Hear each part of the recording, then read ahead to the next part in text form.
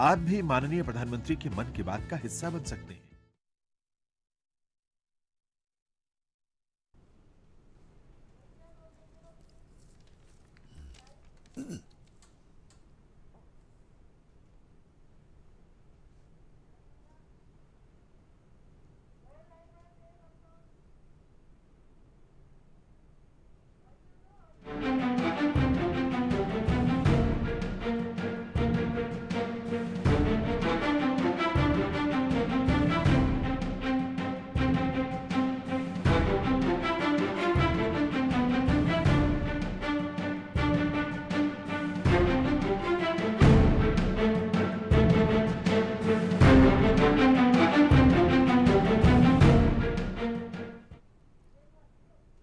दर्शकों नमस्कार, बहुत बहुत स्वागत है निवेश कार्यक्रम में। दर्शकों, निवेश में हम बात करते हैं, निवेश के बारे में करते हैं, टैक्स प्लानिंग के बारे में भी हम बात करते हैं कि किस तरह से आयकर में बदलाव होते हैं और जो एक टैक्स फाइल करने का एक जो कर्तव्य है, जो उत्तरदायित्व है, वो किस तरह से निभाया जाए ईमानदारी पूर्वक। आइए आज इसी विषय पर हम बात करते हैं और इस विषय पर बात करने के लिए आज हमने अपने स्टूडियो में आमंत्रित किया है चार्टर्ड अकाउंटेंट श्री पीयूष चतर को। पीयूष जी, स्टूडियो में आपका बहुत बहुत स्वागत है। नमस्ते। पीयूष चतर चार्टर्ड अकाउंटेंट हैं और टैक्स सेविंग से संबंधित, टैक्स फाइल करने से संबंधित, आयकर से संबंधित आप जो भी सवाल पूछना चाहते हैं, आपके सवालों का स्वागत है। कार्यक्रम में सीधे टेलीफोन कर सकते हैं। नोट कीजिए हमारे फ़ोन नंबर्स।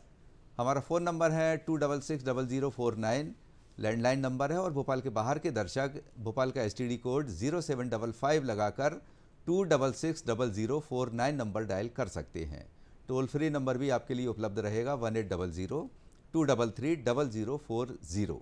तैयार हो जाइए टैक्स से संबंधित सवाल करने के लिए। और पीयूष जी तैयार हैं जी, आपके सवालों का जवाब देने के लिए और कार्यक्रम के आगे बढ़ाने के लिए। बहुत बहुत धन्यवाद। पीयूष जी, जैसा कि हमारा आज का विषय है जी कि कर और निवेश योजनाएं, जी हम थोड़ी सी निवेश के स्कीम के बारे में भी बात करेंगे जो टैक्स सेविंग से संबंधित हैं। बिल्कुल। तो शुरुआत तो हम यहीं से करते हैं कि हाल ही में नया बजट आ चुका है जी नए वित्तीय वर्ष के लिए जी। और इसमें आयकर में कुछ बदलाव किए गए हैं। हाँ, ये बदलाव क्या हैं और किस नज़र से आप इन्हें देखते हैं? किसके लिए ये फ़ायदेमंद हैं और किसके लिए ये इसको अभी सोचना पड़ेगा? बहुत ही अच्छा सवाल किया आपने। जैसे ही बजट आता है तो लोगों के मन में एक क्यूरोसिटी रहती है कि हमारे लिए क्या है बजट में। तो इस साल का जो बजट है ये मध्यम वर्गीय लोगों के लिए काफ़ी अच्छा बजट है, क्योंकि बेसिक टैक्स एग्जम्पशन लिमिट को 5 लाख से बढ़ा के 7 लाख रुपए कर दिया गया है।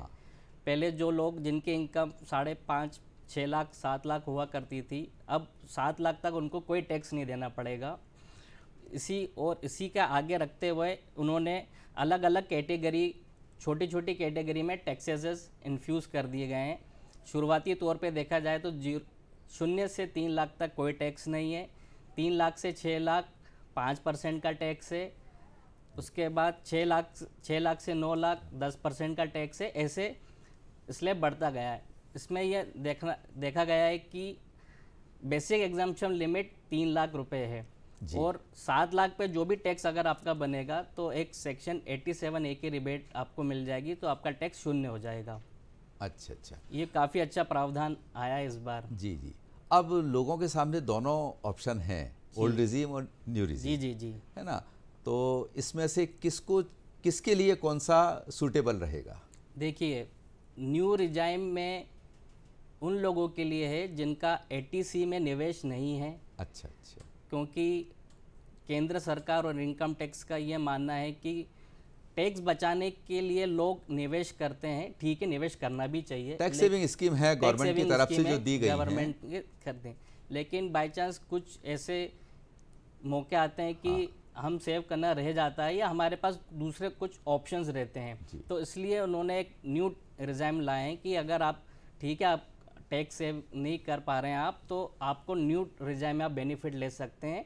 आपको 5 लाख तक कोई टैक्स नहीं लगेगा। या न्यू जो अभी इस साल से चालू होगी उसमें 7 लाख तक टैक्स नहीं लगेगा। अच्छा, ये जो आयकर की सीमा बढ़ी है 7 लाख हो गई है, तो पहले लोग 5 लाख से ऊपर होता था तो वो फिर टैक्स सेविंग स्कीम की तरफ जाते थे, फिर वो है ना। तो अभी इस पे कुछ इन्वेस्टर्स पे फर्क आएगा क्या? बिल्कुल आएगा। जिन लोगों की इनकम पहले 5 से 7 लाख के बीच में आती थी, अब वो उनको बिना निवेश किए उनको छूट मिल जाएगी। वो इसलिए करते थे कि टैक्स के दायरे में आ रहे थे, टैक्स के दायरे में आ रहे हैं। जी जी। लेकिन ऐसा बात नहीं है, आप अभी भी टैक्स सेविंग प्लान कर सकते हैं और इन्वेस्टमेंट कर सकते हैं। अपने कर का अच्छे से प्लानिंग अगर आप पहले दिन से करके चलेंगे तो आपको रिटर्न भी अच्छा मिलेगा जी। और आप एक समृद्ध देश के भागीदार बनेंगे। बिल्कुल। और आजकल तो डिजिटल इंडिया काफ़ी कुछ विकास कर रहा है और नए नए ऑप्शन आ रहे हैं डिजिटलाइजेशन के। हाँ। तो उसका भी काफ़ी कुछ बेनिफिट लोगों को मिलता है। आज आपके मोबाइल में आपके पास सारा कुछ है। ऐसे ही एक ऐप है आयकर विभाग का है, टैक्स पेयर AIS ऐप। हाँ, इसके बारे में मैं जानकारी आपको बता देता हूँ। हाल ही में इनकम टैक्स डिपार्टमेंट ने सभी जनताओं के लिए एक मोबाइल ऐप लॉन्च करी है। डिजिटल इंडिया में एक बहुत अच्छा मूवमेंट है ये। जी जी। उस ऐप का माध्यम से आप डाउनलोड करके आपने जितना भी आपका टैक्स कटा है, आपने कितना भी टैक्स जमा किया है, अगर आप व्यापारी हो आपने कितना GST जमा किया है, आपका रिफंड कितना आया है, आपने कितने कितने ट्रांजैक्शन करें, 50 टाइप के ट्रांजैक्शन आप AIS इंफॉर्मेशन ऐप के थ्रू देख सकते हैं और अपना टैक्स प्लान कर सकते हैं कि मैंने कोई ऐसा ट्रांजैक्शन तो नहीं कर दिया है जिसके लिए मुझे टैक्स भरना पड़ेगा या मुझे रिटर्न फाइल करना पड़ेगा। काफ़ी अच्छा एक डिजिटल कुल मिला के ये एक बहुत अच्छी एक प्रणाली आ गई है आयकर दाताओं के हाथ में कि पहले जरा सी गलती हुई तो उसको भी याद नहीं रहता कि मैंने क्या डिजिट डाली है, किस तरह से किया है। सावधानी के लिए ये तो या तो वो चार्टर्ड अकाउंटेंट के पास जाते थे या फिर आयकर से पत्र व्यवहार करते थे, उसमें महीनों निकल जाते थे। आजकल डिजिटल इंडिया होने से बहुत अच्छा हो गया है। आप घर बैठे बैठे मोबाइल से, लैपटॉप से, कंप्यूटर से अपना इनकम टैक्स रिटर्न भर भी सकते हैं। रिफंड भी आप ये मान के चलिए 2 घंटे में रिटर्न प्रोसेस हो रहा है और 2 दिन में रिफंड आ रहे हैं। हाँ, रिफंड तो काफ़ी जल्दी आ जाते हैं। सेंट्रल प्रोसेसिंग सेंटर जो बेंगलुरु में एक व्यवस्था है, उसका वर्जन 2.0 रिलीज होने के बाद से इनकम टैक्स रिटर्न बहुत फास्टली प्रोसेस होने लगा है। मतलब ये डिजिटल होने से काफ़ी कुछ सुविधाएं हो गई हैं, ट्रांसपेरेंसी बहुत बढ़ गई है। अब जो आपने ट्रांजैक्शन किया है वो आपके सामने है, आपके सिस्टम में है, मोबाइल पे है। जो भी आप ट्रांजैक्शन करेंगे वो विदिन 7 डेज इस अपडेट हो जाएगा। ये जो ऐप है इससे किस तरह से फ्रेंडली हुआ जाए या इसको कैसे डाउनलोड करें और ऑपरेट कैसे किया जाता है, कुछ अगर हमारे दर्शकों को बताए तो काफ़ी इसके लिए आपको अपना फाइलिंग वेबसाइट पे लॉगिन पे करना पड़ेगा। वहाँ पे ये ऐप का लिंक दिया गया है। उसको आप डाउनलोड करेंगे, OTP से, आधार OTP से वेरीफाई करेंगे, ऐप डाउनलोड हो जाएगा। उसके बाद आप फाइनेंशियल ईयर सिलेक्ट करेंगे तो उस फाइनेंशियल ईयर में से रिलेटेड आपके सारे ट्रांजैक्शन आपको स्वयं दिखने लगेंगे। जैसे कि आपने बैंक में अकाउंट खुला है तो बैंक में कितना ब्याज मिला है, FD में कितना ब्याज मिला है, आपका TDS, मतलब सारे फाइनेंशियल ट्रांजैक्शन, ये तो बहुत अच्छा हुआ। आप उसके ऐप के अंदर से देख सकते हैं और अपना टैक्स प्लान कर सकते हैं और आप अपनी इनकम का निर्धारण कैलकुलेशन भी कर सकते हैं। अच्छा पीयूष जी, इस ऐप को डाउनलोड करने के लिए कुछ पर्सनल इन्फॉर्मेशन भी मांगी जाती हैं क्या, ताकि डाउनलोड करने से पहले उनको पूरा प्रिपेयर होके आदमी बैठे और उसको डाउनलोड करे? आपका पैन कार्ड होना चाहिए, आपका आधार कार्ड होना चाहिए और आपका आधार कार्ड पे आपका मोबाइल नंबर अपडेट होना चाहिए OTP के लिए। बस इतनी से OTP आता है? OTP आता है, वो आपके आधार मोबाइल नंबर पे ही OTP आता है। अभी आपने आधार कार्ड और पैन कार्ड का जिक्र किया तो ये कंपलसरी हो गया है कि आपको लिंक करना है। मैं आपके दर्शकों को बताना चाहूँगा कि 31 मार्च जो कि अब आने वाली है, ये एक लास्ट डेट है अपना आधार और पैन कार्ड को लिंक कराने के लिए। अगर आप अपना आधार से पैन कार्ड को लिंक नहीं कराएंगे तो आपका पैन जो है, जो एक मूलभूत एक प्रूफ माना जाता है, परमानेंट आपका अकाउंट नंबर जो है इनवैलिड हो जाएगा और वो बंद हो जाएगा। इस कारण से आपके सारे फाइनेंशियल ट्रांजैक्शन पे असर आएगा और आप नहीं कर पाएंगे। इसलिए जल्द से जल्द, पैन नंबर तो एक ही बार मिलता है, इसलिए आप जल्द से जल्द अपना पैन कार्ड आधार कार्ड से लिंक करा लीजिए और अभी 1000 की लेट फाइलिंग फीस के साथ वो फाइल लिंक कर सकते हैं। मतलब उसकी लास्ट डेट निकल चुकी है अभी? नहीं, अभी लेट फी जमा कर पाएंगे, 31 मार्च के बाद बिल्कुल लिंक नहीं कर पाएंगे। अच्छा, मतलब 31 मार्च तक आप उसको कर सकते हैं, उसके बाद फिर पेनल्टी आप पे लगेगी? नहीं, लिंक ही नहीं होगा, ये लास्ट डेट है। अच्छा, 31 मार्च लास्ट डेट है। अच्छा अच्छा अच्छा, इसके जब तक करना है आपको। 2020 तक ये बिना लेट फी के लिंक होता था, लेकिन 2020-21 के बाद से इसमें 1000 की लेट फी लगने लगी है। अच्छा, तो आधार और पैन दोनों ही लिंक कराना जरूरी है? नहीं, दोनों ही लिंक होते हैं ना। आपका जो नहीं, कई पैन बार है, क्या होता है कि किसी ने आधार कार्ड को उसमें जोड़ दिया, ठीक पैन है, कार्ड नहीं जोड़ पाए वो, या कोई नहीं ने। ऐसा नहीं है। जिन जिन का पहले से पैन कार्ड बना है, उनका लॉगिन बना है, उनको अपने लॉगिन पे चेक करना है कि लिंक दिखा रहा है कि नहीं दिखा रहा। अच्छा, दूसरा चीज़, जो लोग के पास केवल पैन कार्ड है, आधार कार्ड भी है, लेकिन अभी तक रिटर्न फाइल नहीं करा है, वो भी अपना लॉगिन क्रिएट करके उसको या तो आधार की वेबसाइट पे जाके या ई फाइलिंग की वेबसाइट पे जाके लिंक करा सकते हैं। अच्छा, ये खुद भी हम कर सकते हैं लिंक हाँ, उस पे? इसमें आपको किसी इंटरमीडिएट की ज़रूरत नहीं है, आप घर बैठे बैठे भी कर सकते लिंक हैं। कर सकते तो हैं। उसकी कुछ प्रोसेस आप बताएंगे हमारे दर्शकों को कि किस तरह से स्वयं उसको जोड़ पाएं उससे? उसके लिए आपको आपका लॉगिन क्रिएट करना पड़ेगा इनकम टैक्स रिटर्न ई फाइलिंग की वेबसाइट साइट पे पर जाके। उसके बाद आपको आपका आधार नंबर डालना पड़ेगा, आपका नाम डालना पड़ेगा। हाँ, एक बात का ध्यान रखें, जो नाम और जो date of birth Aadhaar card पे है वही आपकी पैन कार्ड में होनी चाहिए। कई बार ये अच्छा, पाया अच्छा, गया है अच्छा। कि दोनों मिसमैच होता है, तो इस कारण से लिंक नहीं हो पाता है, ये बड़ी समस्या आ रही है। इसके लिए आप सबसे पहले आपका आधार चेंज करा लें, कोई डिटेल करेक्ट है, क्योंकि आधार ही मेन डॉक्यूमेंट है जिसके बेसिस पे पैन कार्ड निर्भर करता है। आधार के बाद फिर आप उस पर अपना मोबाइल नंबर रजिस्टर्ड करा लें, फिर आप पैन कार्ड की वेबसाइट पे जाएं और अपना आधार नंबर डालें, अपना नाम डालें, डेट ऑफ बर्थ डालें।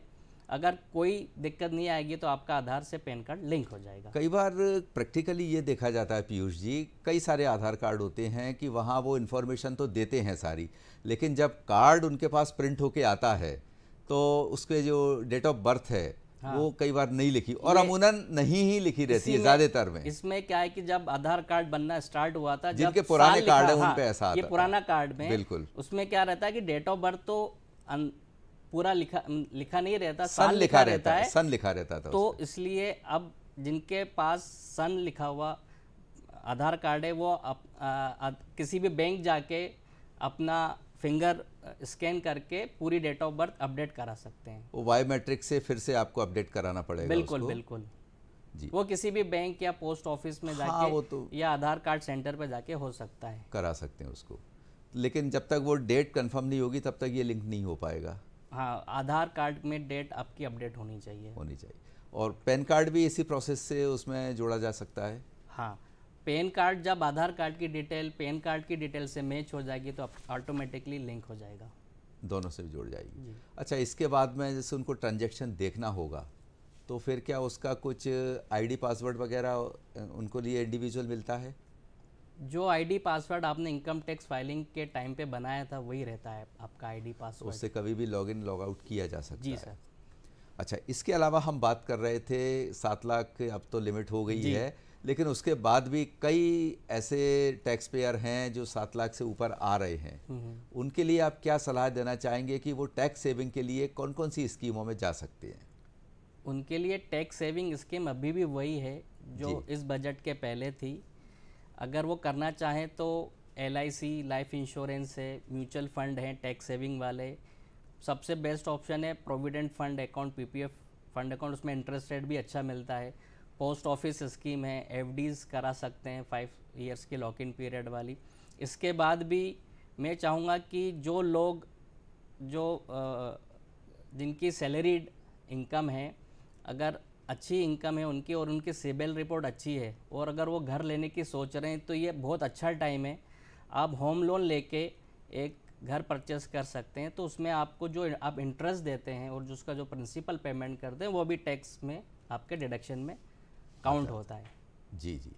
इसके अलावा आप बहुत सारे, अगर आप शेयर मार्केट में इंटरेस्ट रखते हैं, आप डायरेक्ट इन्वेस्टमेंट ना करके आप म्यूचुअल फंड करा सकते हैं। छोटा छोटा निवेश पहले महीने से स्टार्ट करेंगे, आपका निवेश भी हो जाएगा, आपका टैक्स सेव भी हो जाएगा और आपको आगे चल के रिटर्न भी मिल जाएगा। बिल्कुल। पीयूष जी, इस बार बजट में एक नया प्रावधान सामने आया है जी जी कि पहले लोग जो टैक्स सेविंग के लिए करते थे स्कीमें, उसमें इंश्योरेंस की स्कीम भी होती थी। जी। खैर ये सवाल मैं आपसे हाँ, हाँ, पूछूंगा। फिलहाल एक हमारे कॉलर जुड़ चुके अच्छा। हैं सागर से, विपिन जी, जी, जी। उनसे हम बात कर लेते जी, हैं। जी। हेलो।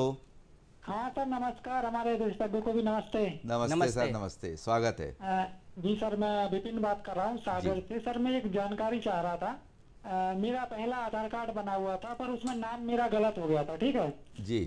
अब मैंने दोबारा से आधार कार्ड बनवाया और उसमें नाम ठीक हो गया, लेकिन ऑनलाइन में जो आ रहा है तो वो पुराना ही नाम बता रहा है, जबकि मेरा आधार कार्ड ठीक हो गया और नया वाला मुझे मिल भी गया है, लेकिन ऑनलाइन जो कंप्यूटर पे जाते हैं तो उसमें पहले वाला ही बताता, मतलब अपडेट नहीं हुआ। तो उसमें हम क्या करें फिर?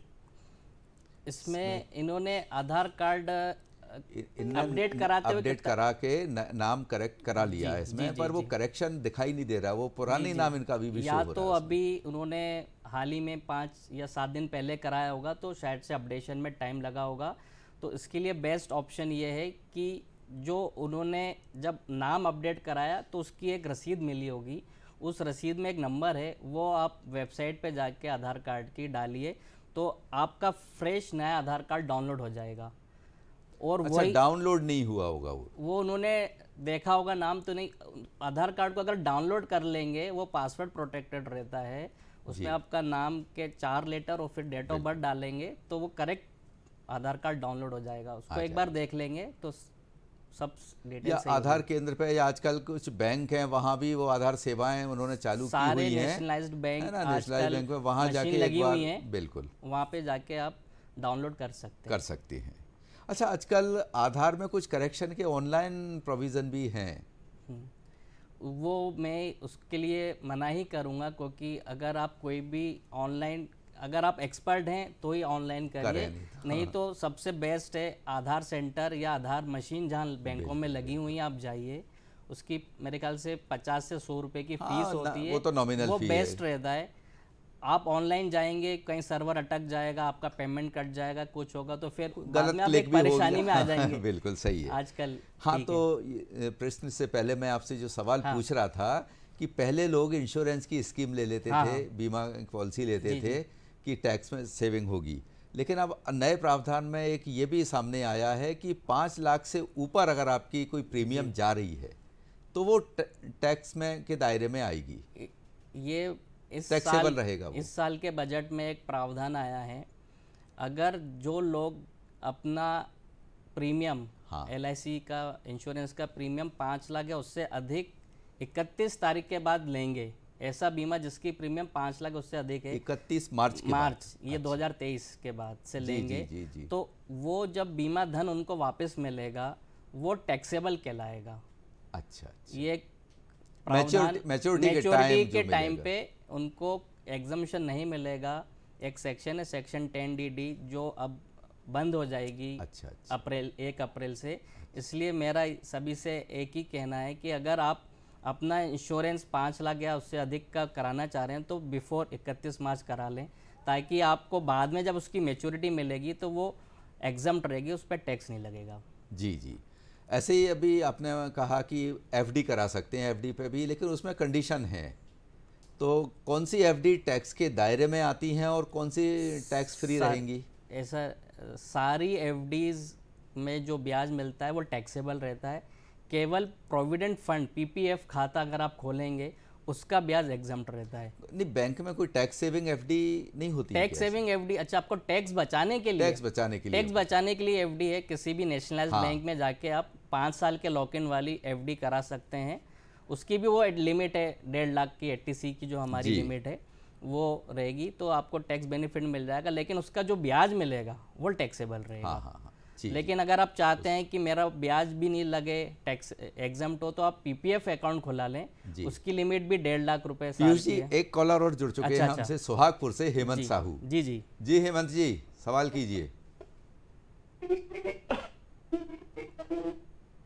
हेलो, आवाज। हेमंत जी, हेमंत साहू बोल रहा हूँ। नेटवर्क की प्रॉब्लम है शायद। जैसे कि मेरे ऊपर डिपेंडेबल सिस्टम है जी क्या था जी, और 70%। हाँ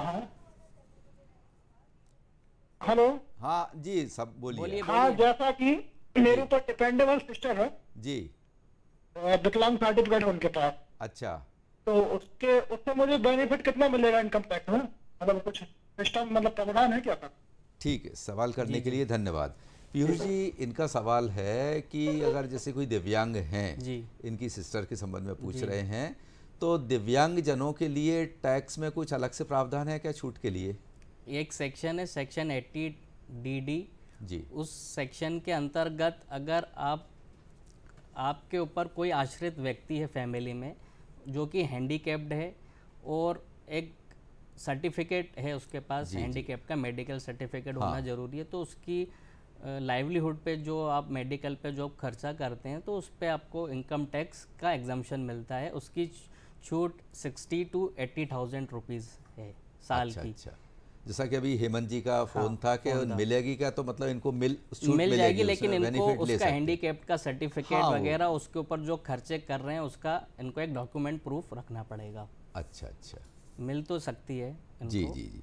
अच्छा, दूसरा हम ई रिटर्न फाइल करने की बात कर रहे थे कि ई रिटर्न और ये जो छूट है दिव्यांगजनों वाली जो न्यू रिजिम आया है, हाँ, ये अच्छा क्वेश्चन कर रहे हैं। क्या हाँ, ये उसमें- छूट न्यू रिजिम में नहीं है, इनको ओल्ड रिजिम में जाना पड़ेगा। ओल्ड रिजिम में जाना पड़ेगा हाँ इनको। सर, जी जी, ये अच्छा आपने क्लिक कर दिया। हाँ, क्योंकि इसमें बहुत सारी छूटें, मैं आपका क्वेश्चन समझ गया।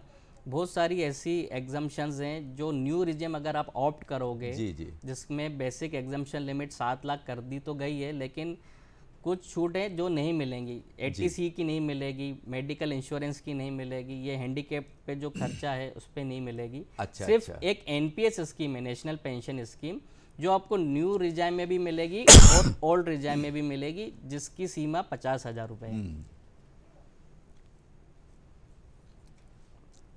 इसकी जो डेट होती है, तो अभी रिटर्न फाइल करने की डेट क्या है? अभी आपका वर्ष 2022-23 बस ख़त्म ही होने वाला है। जब ये वर्ष ख़त्म हो जाएगा तब आप अपना पूरा लेखा जोखा बनाएंगे, व्यापारी लोग अपनी बैलेंस शीट बनाएंगे, सैलरीड लोग अपना फॉर्म 16 अपने एम्प्लॉयर से लेंगे। ये बेसिक डॉक्यूमेंट्स हैं, ये बनाना ही चाहिए। अपनी बैंकिंग के ट्रांजैक्शन चेक कर लें, मैंने कोई कैपिटल ट्रांजैक्शन तो नहीं किया है। उसके बाद नॉर्मल सिटीजन के लिए टैक्स फाइलिंग की लास्ट डेट 31 जुलाई 2023 रहेगी, जिसमें उसको कोई लेट फी नहीं लगेगी। लेकिन अगर वो ये डेट चूक जाता है तो उसके लिए फिर अंतिम तारीख 31 दिसंबर 2023 है विथ लेट फी। अच्छा अच्छा, एक संजय कुमार जी हैं भोपाल अच्छा, से, वो सवाल कर रहे हैं। बिल्कुल बिल्कुल करिए। हेलो जी, सवाल जी। कीजिए सर। हेलो सर, मेरा एक क्वेश्चन है। मेरा बेटा फॉरेन यूनिवर्सिटी में पढ़ रहा है, जी, तो मैंने उसको बैंक के थ्रू लोन कराया हुआ है।